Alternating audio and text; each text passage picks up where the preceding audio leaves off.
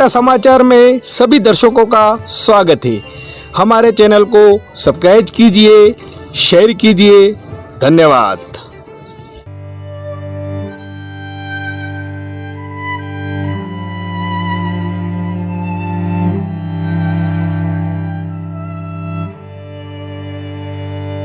मौलिक organisation of creative and performing art संस्थान द्वारा प्रसिद्ध रंगकर्मी एवं खड़गदा में जन्मे अभिनेता भूपेश कुमार पंड्या की स्मृति में लिखी पुस्तक का लोकार्पण रविवार को लेक सिटी प्रेस क्लब भवन उदयपुर में संपन्न हुआ।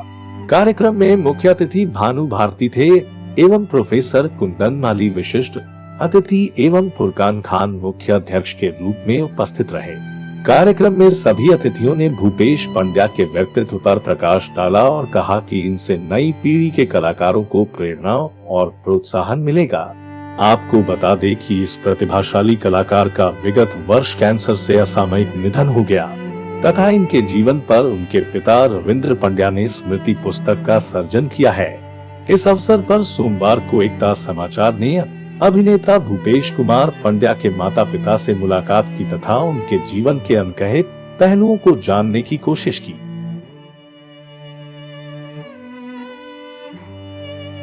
आज हम खड़े हैं डूंगरपुर जिले के खड़गदा, जो एक ऐसा गांव है, शिक्षकों का कहो। यहाँ क्षेत्रपाल जी का मंदिर है और यहाँ हमारे रंगमंच के बॉलीवुड के एक कलाकार की पुस्तक का विमोचन हो रहा है, जिनको हम श्रद्धांजलि अर्पित करते हैं, नमन करते हैं। इनके बाबूजी हमारे सामने है। हमारे वागड़ की हस्ती है ये, जो बेणेश्वर धाम में जो इतिहास लिखा इन्होंने। साहित्यकार हमारे सामने है रविंद्र जी पंड्या, जो पूरे हिंदुस्तान में लोग जानते हैं। आज हमारे उदयपुर के अंदर भूपेश जी की किताब का विमोचन हुआ। इसके बारे में दो शब्द के लिए इनको हम बाबूजी बताइए। आज जो भूपेश भाई की पहले तो हम श्रद्धांजलि अर्पित करते हैं, तो उनके जीवन के बारे में बताइए। आज किताब आपने जो बनाई है उसका विमोचन हुआ है।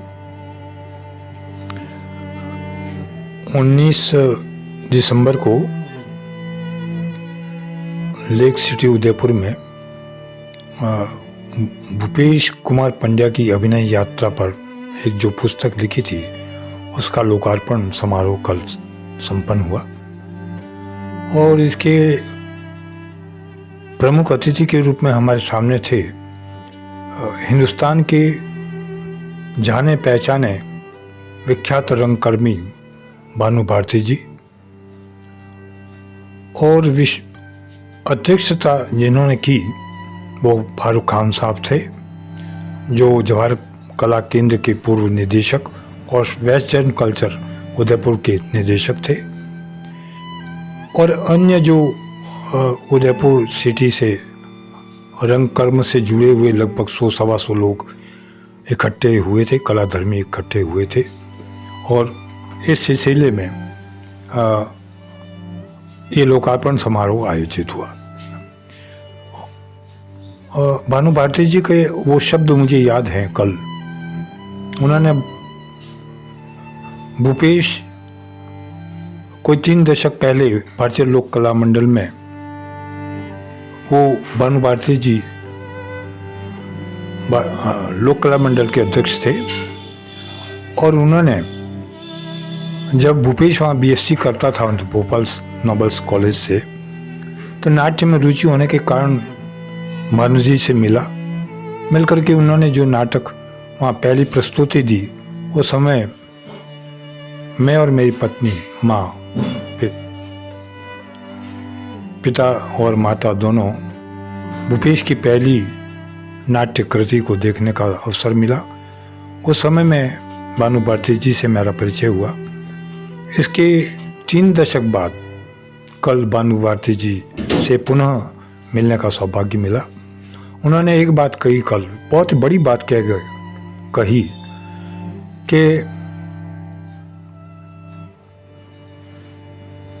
मुझे यह कहते हुए बहुत दुख है, वैसे शिष्य गुरु के प्रति श्रद्धांजलि अर्पित करता है, लेकिन आज मुझे एक शिष्य की श्रद्धांजलि देने के लिए मुझे यहाँ आना पड़ा है। काश यदि ये ज़्यादा जिंदा होता, छोटी एज में 45 ईयर्स में उसने 100 साल जो कार्य करना था वो 45 साल में करके चला गया। काश यदि वो जिंदा होता तो न जाने कितनी ऊंचाइयों तक ये पहुंचता, उसकी कल्पना नहीं की जा सकती। खान साहब ने अपने भाषण में कहा, वेस्ट जोन कल्चर के डायरेक्टर और पूर्व जवाहर कला केंद्र के निदेशक खान साहब के वो शब्द तीन जिन्होंने खास दोहराए। एक तो खास बात उन्होंने देखी यहाँ जो कल विमोचन समारोह में जो लोग थे उसमें 3 बातें बताई। एक तो मित्र कैसा हो, क्योंकि सभी मित्रों ने मिल करके भूपेश की ये श्रद्धांजलि सभा और ये लोकार्पण समारोह का आयोजन किया था। उसको देख करके उन्होंने देखा कि मित्र वर्ग इतने सारी टीम जो 100-125 लोगों के मित्र में जो उसके हृदय को जीतने वाला ये कलाकार और उनके मित्रों ने इस तरह का कार्यक्रम आयोजित किया है।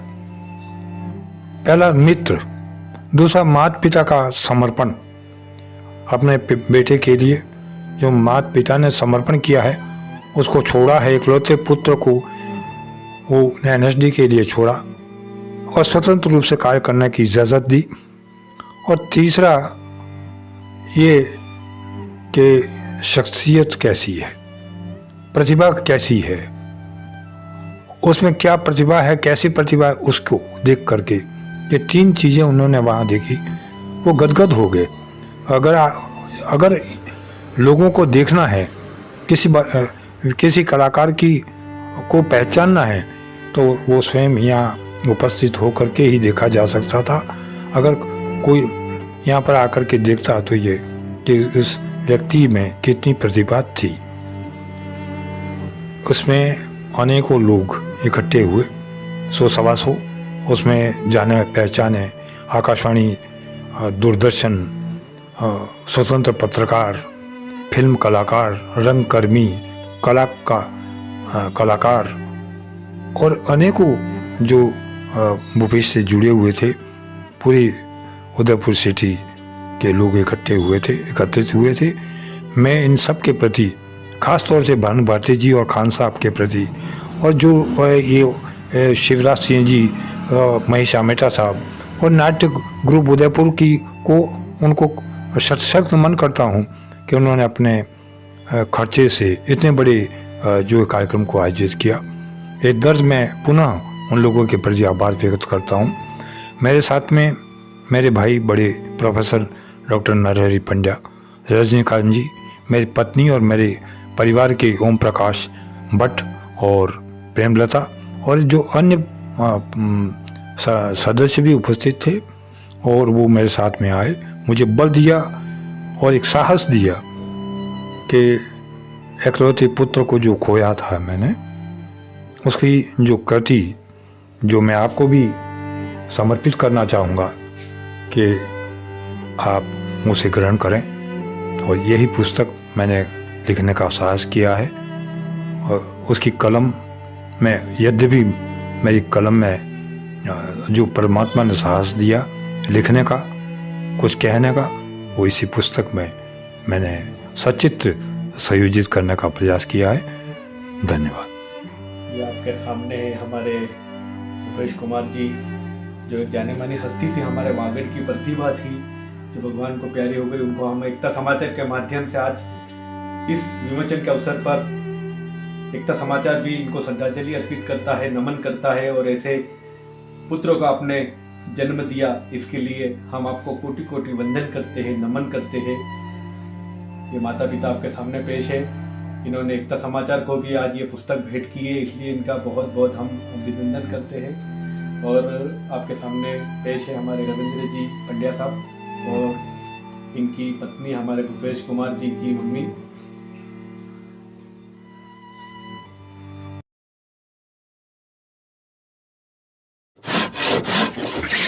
ये लो जी, ये ऐसी कुर्सियाँ किसके लिए बना रही है? अरे लल्ला, ये जो फूल वाली है नरेंद्र भाई की पार्टी की है जी। सही है। ये हाथ वाली कुर्सी ये श्योर नहीं थे कौन बैठेगा इस पे, तो मैंने ना इसको थोड़ा सा एडजस्टेबल बना दिया। बड़ा दिमाग चले तेरा। ये थर्ड पार्टी की है, दर्जन लोगों का झुंड है इसमें, जोड़ तोड़ के बना दी मैंने इसको कैसे भी।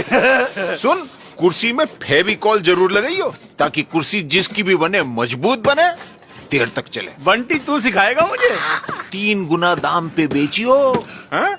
मार्केट में तो एक ही जानी है, बाकी तो यहीं धरी रह जानी है। तो चाय का काम छोड़ दे, चुनाव विशेषज्ञ हो जा। चैनल वाले पकड़ लेंगे, पूछेंगे 16 मई को किस कुर्सी की डिलीवरी होगी है जी।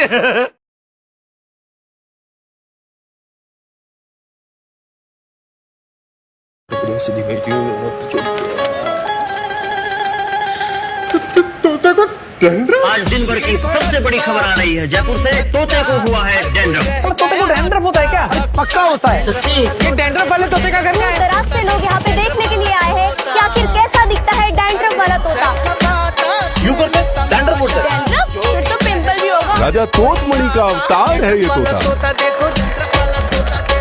Let's stick to the तोता and the parrot has dandruff. और सभी जानना चाहते हैं कि इस अनोखे तोते के सर पे डैंड्रफ आखिर आया कहाँ से? आइए पूछते हैं। ऊपर देख। पपड़ी है पपड़ी। हो गया ना पोपट। पेश है Birla white wall care putty, दीवारों को रखे मजबूत, नमी से सुरक्षित, यानी पपड़ी की छुट्टी। Birla white wall care putty